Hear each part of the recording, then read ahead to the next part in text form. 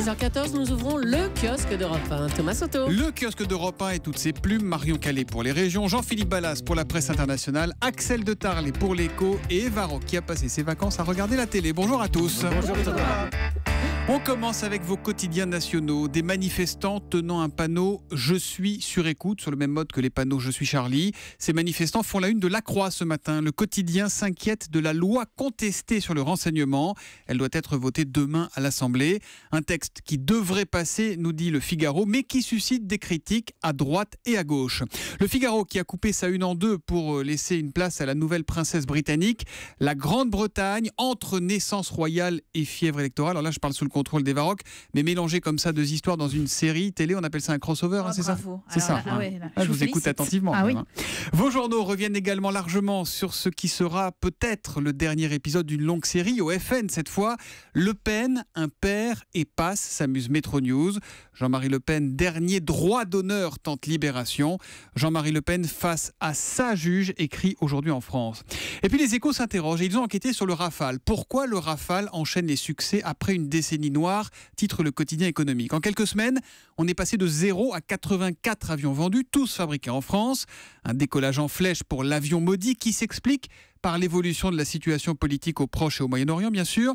Mais on apprend aussi, en lisant les Échos, au passage l'air de rien, que les Qataris ont obtenu que leur compagnie Qatar Airways ait enfin le droit de faire atterrir et décoller ses avions de Nice et de Lyon, ce que réclamait depuis longtemps le Qatar et ce que devrait apprécier Air France, écrivent les Échos. À la une des régions, Marion Calais, quelles sont les unes les plus marquantes dans la presse quotidienne régionale ce matin ? L'inquiétude d'abord à la une du Dauphiné libéré. L'espoir disparaît pour les trekkers de l'Ain, c'est le titre. 6 randonneurs originaires du département et du Beaujolais sont toujours portés disparus au Népal, mais pour leur famille, il n'y a plus d'espoir de les retrouver vivants.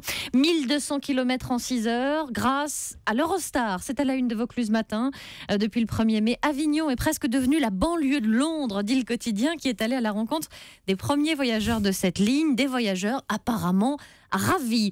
Et puis des bijoux de famille qui ne trouvent pas preneur, ça c'est en première page du Populaire du Centre. En Haute-Vienne, une quinzaine de bâtiments de l'État ne trouvent pas d'acheteurs, dont l'ancien hôtel de commandement à Limoges en vote depuis 2012. L'histoire du jour, on l'a dit dans les DNA, les dernières nouvelles d'Alsace, Marion, et c'est une étonnante histoire de vélo volé. Avec une rencontre aussi étonnante, relativement improbable même, entre le voleur et le volé. Vendredi dernier, le propriétaire du vélo se rend compte que sa bicyclette a disparu, comme ça, du centre-ville de Strasbourg où il l'avait laissée. Et aux surprises, il la découvre ensuite en vente sur le site Le Bon Coin. Ni une ni deux. Donc il la rachète. Il se fait passer pour un acheteur. Il propose donc de rencontrer le lendemain, le samedi, le voleur, puisque lui sait évidemment qu'il s'agit bien de son vélo. Il est sûr, il a reconnu son vélo. Il est sûr, il a reconnu son vélo. Et au passage, donc, il prévient la police. Il a posé plainte et la police prépare un piège. Elle arrête donc le voleur qui, au départ, assure qu'en fait, il a racheté le vélo, qui reconnaît finalement qu'il avait l'habitude, c'est ça, qu'en fait, il avait pris l'habitude avec une paire de ciseaux, en tout cas, de voler comme ça des vélos dans le centre de Strasbourg. Il a reconnu les faits. Et donc, le monsieur a récupéré son vélo. Exactement. Et tout va bien dans le meilleur du monde. Merci. L'autre, il est en prison ? Ils l'ont pendu, je crois. Non, il a... Un vélo, faut pas plaisanter Quand même, Julie. La presse internationale, Jean-Philippe Ballas, ce matin, une lettre bouleversante qui fait le tour de l'Europe. Oui, c'est une lettre publiée notamment dans la presse italienne, quelques lignes écrites par une gamine de 11 ans. Elle s'appelle Adisam, elle arrive de Gambie et Adisam vient de perdre toute sa famille, son père, sa mère, son petit frère, sa grande sœur. Ils ont tous péri dans le naufrage d'un bateau de migrants parti de Libye au mois d'avril pour atteindre les côtes italiennes. Adisam, seule survivante, aujourd'hui elle témoigne et surtout elle s'adresse à celles et ceux qui seraient tentés, dit-elle, de laisser leur propre terre pour un futur meilleur. J'ai traversé la mer pour venir en Italie. Beaucoup de gens sont morts dans la vague. Ma famille, mes meilleurs amis. J'ai vu beaucoup de choses que je ne pourrais jamais raconter. Tout ce que je peux faire, dit-elle, c'est prévenir les gens qui veulent venir. Ne venez pas comme ça, mes frères et sœurs. S'il vous plaît, parce que c'est dur de dire au revoir. Une lettre bouleversante, écrite en anglais.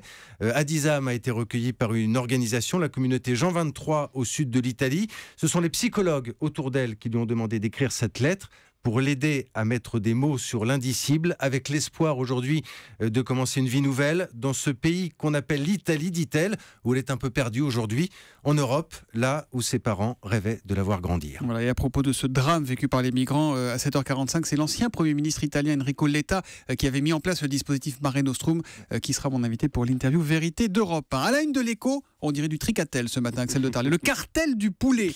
L'autorité de la concurrence s'apprête à sanctionner les volaillers. C'est pas du De Funès, c'est dans le Figaro, c'est très sérieux. Exactement, il y avait eu le cartel du yaourt, le cartel de la farine, le cartel des produits d'hygiène. Et bien maintenant, on a la version volaille. Alors ça concerne les poulets, mais ça concerne aussi les dindes, les pintades, les lapins, etc.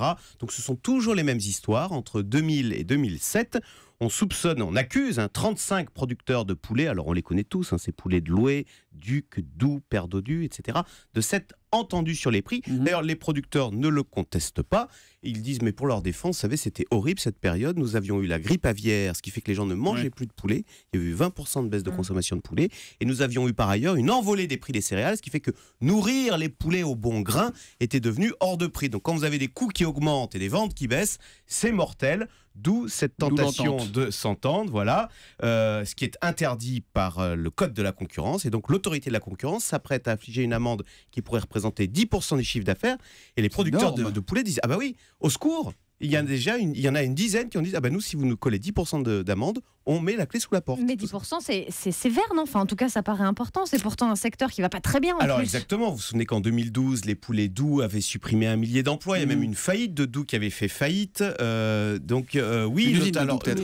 Une usine. Voilà, non, c'était la filiale Doufray qui a été liquidée. Une filiale, d'accord. Donc oui, alors l'autorité de la concurrence dit, nous ne sommes pas totalement fous. Nous allons tenir compte du contexte, d'autant que vous êtes 35 producteurs. Alors c'est pas L'Oréal et Colgate, c'est des petits producteurs. Et en face, ils négocient avec les centrales d'achat des grandes enseignes, les Leclerc, qui ne sont pas non plus de 12 agneaux. Donc, voilà. Joli jeu de mots d'Axel de Tarlet. Je vais faire attention à ne pas étrangler les poulets, les producteurs de poulets. En tout cas, c'est toujours ce problème un peu pot de terre contre pot de fer entre les producteurs, ils essaient de s'allier. Oui, en face à 7 centrales qui maintenant sont devenues 4 centrales d'achat. Le problème va s'aggraver dans les années à venir. Elles ne sont plus 4 maintenant parce qu'elles ont fait des alliances. Voilà, l'autorité de la concurrence qui veut sanctionner les volaillers, c'est-à-dire dans le Figaro ce matin. À la télé ce soir, mes amis, mes amours, mes emmerdes, la lettre confession d'Eva Rock. Ah non, pardon, sur TF1, 20h55. C'est la 4e saison inédite de la comédie de TF1 qui a été créée en 2009. Et alors, comme dans les chansons, il est question d'amis, d'amour et d'emmerde, évidemment. 6 amis inséparables qui ont acheté une maison de campagne pour passer leur week-end et leurs vacances ensemble. Et travailler. Après toutes ces années, Caro, Fred, Marie, François et moi, on est toujours aussi inséparables. Une belle histoire d'amitié. Et pourtant, en 2 ans, il s'en est passé des choses dans nos vies. Oui, et alors ce soir... pendant toute la série Non, c'est juste pour le début. C'était pour vous mettre de bonne humeur. Enfin, vous allez voir, ce soir, c'est surtout beaucoup d'emmerdes et la disparition tragique d'un héros qui est présent depuis le début de la série. Voilà, mais je vous dirai pas qui. Enfin, si vous voulez, je peux vous le dire, mais c'est non, je dis pas. D'accord, allez, rassurez-vous, vous verrez, le ton est quand même joyeux, notamment grâce à Stéphane de Groot, qui est dans la peau de François, un vétérinaire névrosé qui passe beaucoup de temps sur le divan du psy. Alors, il a 2 problèmes ce jour-là, notamment avec sa mère, et surtout, il compte les bébés canards, des bébés canards qui sont à côté de chez lui et il a peur qu'ils se fassent manger par un rat. Alors du coup, je les compte tous les matins. Alors ce matin, il n'y en avait plus qu'un. Voilà, ils sont tous fait bouffer par le rat. Ah ouais. Il lâchait pas sa mère d'une semelle, il était tout seul, livré à lui-même. Ah oui, mais donc il n'était pas tout seul puisqu'il était avec sa mère. C'est un survivant. Oui, enfin, il vaut mieux se faire bouffer par le rat que d'être un survivant et se retrouver tout seul avec sa mère. Surtout la mienne. Oula, il y a un boulot de psychanalyse quand même. Là. Il a beaucoup de boulot pour Stéphane de Groot. C'est ce qu'on appelle une série feel good, vous savez, avec bon esprit, beau sentiment, et puis surtout des thèmes de société. Alors ça parle du divorce, de l'adoption, du harcèlement, des changements de vie. On est quand même dans la lignée des fictions de TF1 du lundi soir, comme Clem par exemple, qu'on a déjà vu, mais on reste un peu sur sa fin pour être totalement honnête. Parce que si dans le genre... C'est feel good, le harcèlement, le divorce... Non, c'est plein de bons sentiments quand même. Oui, c'est vrai que ça paraît un peu paradoxal, mais c'est vrai, franchement. Et alors, le problème, c'est que si dans le genre série policière, en France, on n'a pas à rougir de comparaison avec la France, on excelle quand même dans le genre. Pour les comédies, c'est quand même un peu plus compliqué. Pour moi, à part Fais pas ci, fais pas ça sur France 2, qui sort du lot, on a quand même du mal à être très bon. Mais ce soir, il y a ça. Oui. Musique, normalement, il y a la musique. Voilà. Voilà. Je crois que j'ai pris un petit fou.